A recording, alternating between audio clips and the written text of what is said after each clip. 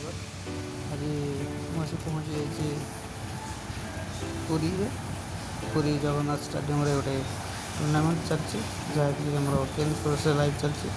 तो बर्तमान मुझे पहुँचा पाखापाखि हो गला आमर ये स्टेडियम पाखे कि समय स्टेडियम पाखे पहुँची जी। बहुत बढ़िया स्टेडियम अच्छी टूर्णामेंट तो 10टा बेलू स्टार्ट है मुझे बस आसला बेले लेट है। तो टूर्णामेंट ये राइट साइड जो स्टेडियम देखा बहुत ही लगुच स्टेडियम देखो स्टेडियम भीतर व्यू कि श्री जगन्नाथ स्टेडियम पुरी। तो ये बर्तमान टूर्णामेंट चलती आम आमर कालिया नाना और मंगू आसिक आगुरी सका कल आसिक पहुँची जाते से लाइव स्टार्ट कर सारे देखते ये जगह बसिक लाइव करूँ।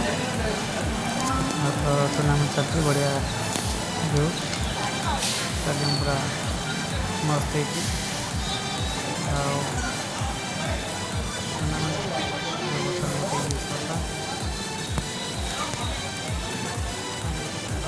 घुमाऊँ ना घुमाऊँ